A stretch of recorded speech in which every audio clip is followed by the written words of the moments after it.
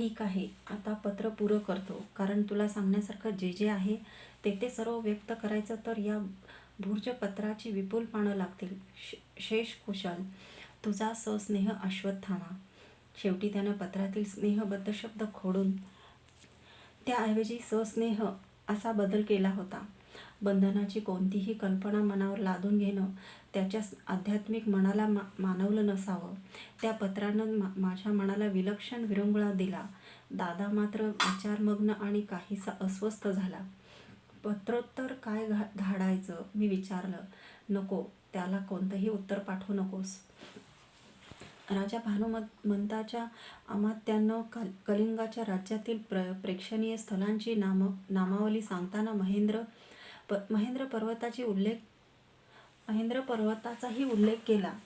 पर्वत आणि प्रेक्षणीय ही कल्पना मला तरी विचित्रच वाटली. तसे पर्वत प्रेक्षणीय असतात, पण दुरून, कारण ते उल्लंघताना काय यातना होतात ते आम्ही प्रत्यक्ष अनुभवत होतोच. मी अमात्यांना विचारलं, तुमचा हा महेंद्र हिमालयापेक्षाही प्रेक्षणीय आहे की काय?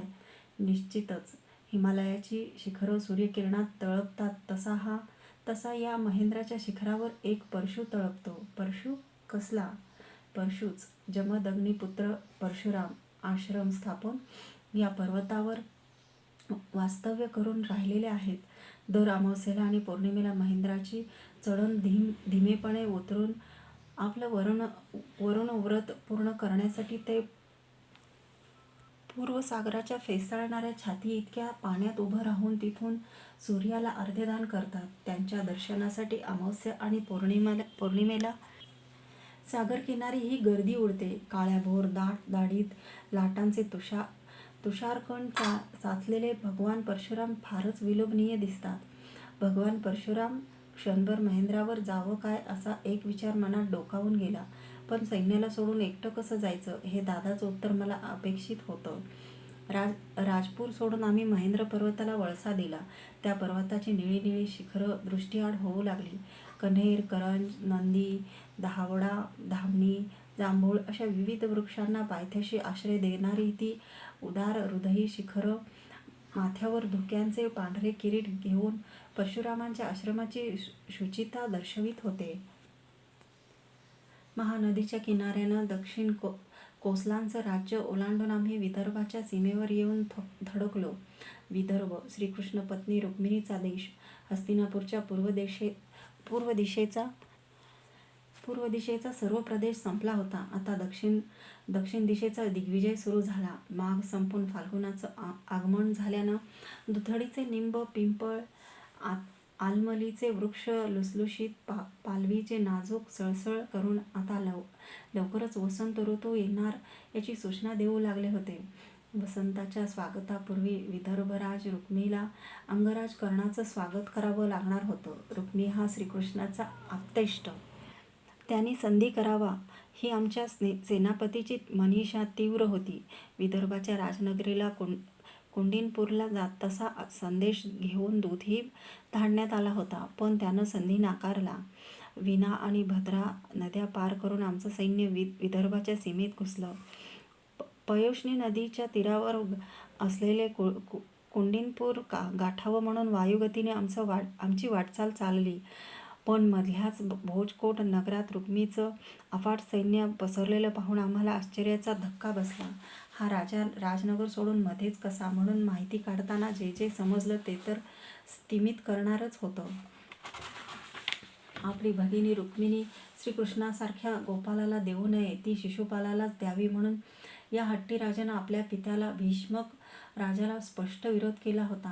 तशातूनही ज्या प्रसंगी श्रीकृष्णानं रुक्मिणीचं कुंडीनपुरातून हरण केलं त्यावेळी रुक्मिणीला मुक्त करून परत आणून ती शिशुपालालाच देईन, नाहीतर कुंडीनपुरात पुन्हा पाऊलही टाकणार नाही अशी घोर प्रतिज्ञा करून तो नगराबाहेर पडला. त्यानं रथातून रुक्मिणीसह धावणाऱ्या श्रीकृष्णाला राज्याबाहेरही जाऊ न देता मध्येच गाठून त्याच्यावर निकराची चढाई चढवली. पण श्रीकृष्णानं त्याला गोपाळपुराजवळ पराभूत करून त्याचा शिरच्छेद करण्यासाठी आपलं खड्ग उचललं. रुक्मिणीनं मध्ये पडून आपल्या बंधूचे प्राण वाचविले. तेव्हापासून गेली कितीतरी तप तो कुंडीनपुरात गेलाच नव्हता. हे भोजकोट वसवून तो एकटा तिथं राहत होता. त्याचा तो निग्रही विरोध आम्हालाही अनुभवावा लागणार होता. श्रीकृष्णाशी सरळ सरळ युद्ध करणारा रुक्मी आम्हाला शरण येणं शक्यच नव्हतं. उलट कुंडीनपुराहून विदर्भाची चिकाटीनं लढणारी अफाट सेना घेऊन आलेले त्याचे रुक्मरथ, रुक्मबाहू, रुक्मकेश आणि रुक्ममाली हे 4 अतिथी कनिष्ठ बंधू त्याला भोजकोट नगरात येऊन मिळाले होते.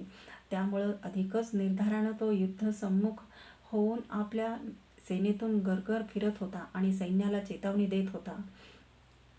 आमची अपेक्षा होती की मगधा इतका विरोध करण्याचं सामर्थ्य कुणातही नसेल, पण रुक्मी ती अपेक्षा खोटी करण्यासाठी आमच्या समोर ठाकला होता. मगधांसारखे डाव प्रतिडाव न करता सरळ समरांगणावर आलेला रुक्मी उलट मला अधिक श्रेष्ठ वाटला. भोजकोटाजवळच्या प्रशस्त युद्धभूमीवर त्याच्या आणि आमच्या सैन्याची गाठ पडली. दोन सेनासागरच जणू एकमेकांना भिडले. विदर्भानं कधी पाहिलं नसेल असा तो संग्राम होता. रुक्मी राजाला प्रत्यक्ष दादा गर्जना करीत जाऊन भिडला. एकमेकांना टक्करणाऱ्या बाणातून स्फुल्लिंग उडाले. जणू ते सांगत होते की आम्ही विदर्भीय आहोत.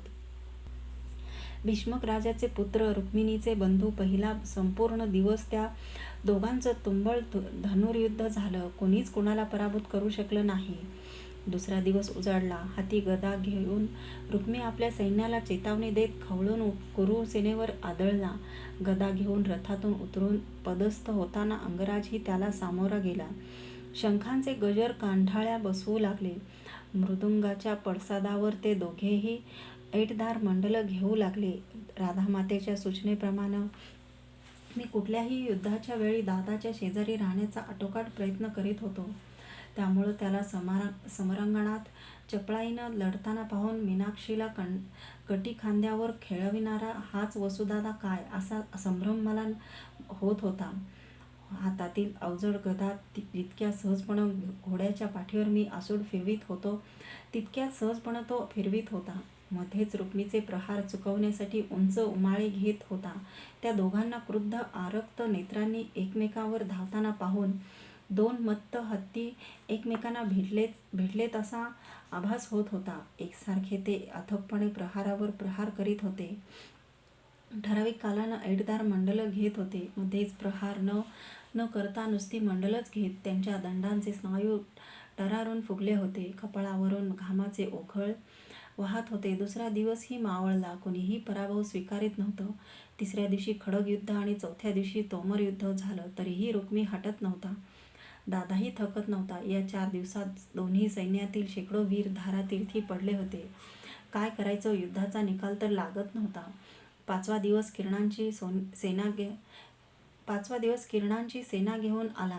दोन्ही सैन्य एकमेकांसमोर उभी ठाकताच हात उंचावून अंगराजानं वाद्यांचा गजर थांबविला. आमची वाद्य थांबताच वैदर्भीयांनीही वाद्यध्वनी रोखले. रुक्मी, मी विदर्भ जिंकल्याशिवाय इथून परत जाणारच नाही. दोन्ही सैन्याचा नाश टाळायचा असेल तर खाली उतर आणि या कर्णाशी सरळ द्वंद्व खेळ. खाड खाड दादाच्या रथावरून आव्हानामागून भक्कम षड्डूचे दमदार आवाज घुमले. कर्णा, तुला विदर्भ जिंकताच येणार नाही. ते सूतपुत्रा, युद्धाच्या कुठल्याही प्रकारासाठी रथातून खाली ये, माझी तयारी आहे. खाड खाड आव्हानाला रुक्मिणीकडून प्रत्युत्तर मिळालं. कितीही झालं तरी तो रुक्मिणीचा बंधू होता. यादव भोजांचा युवराज होता. क्षणात रक्तवर्णी माती पसरून द्वंद्वाचा आखाडा तयार करण्यात आला. आपापल्या सेनानायकावर दृष्टी खेळवून दोन्ही सैन्य तशीच उभी राहिली तटस्थ. 2 पर्वतांच्या मध्ये क्रुद्ध शार्दूलांनी झुंज मांडावी तसे ते तटस्थ सेनांच्या मध्ये एकमेकांच्या मस्तकाला मस्तक भिडून द्वंद्व खेळू लागले. विदर्भाची राजनगरी पयोष्णी काठी कितीतरी योजन दूर राहिली होती. मात्र तिची प्रतिष्ठा त्या आखाड्यातल्या मातीवर हिंदोळे घेऊ लागली. 2 अजगरांनी एकमेकांना विळखे घालावेत तसे ते एकमेकांना घायल करण्यासाठी तट्ट स्नायूच्या पिळांनी पिळवटू लागले. पहिला प्रहार संपला. सूर्य वर चढू लागला. दोघांच्याही अंगावर घाम टिपण्यासाठी वारंवार राख फासण्यात येऊ लागली. राखेच्या लेपनानं ते दोघेही भेसूर दिसू लागले.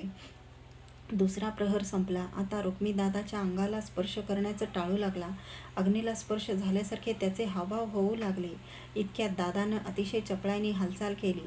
ती हालचाल बहुकंटकापूर्वीची होती. बहुकंटक, प्राणघातकी पेच असा मी विचार करतो आहे तोच मोळीसारखा बांधून रुक्मीला आमच्या वीर सेनापतीने मांडीखाली घेतलाही. दादाच्या बळकट हातांचे पाश त्याच्या कंठाभोवती आवळू लागले. टाचा घासत रुक्मी प्राण जाणाऱ्या भुजंगासारखा वळवळू लागला. असहाय्य, केविलवाणा, प्राणांतिक. रुक्मी शरण ये. दादानं गर्जना केली. उजव्या हाताचा अंगठा उचलून रुक्मी शरण आला. पाश ढिले झाले. जीवदान मिळालं. अंगराज कर्ण की जय.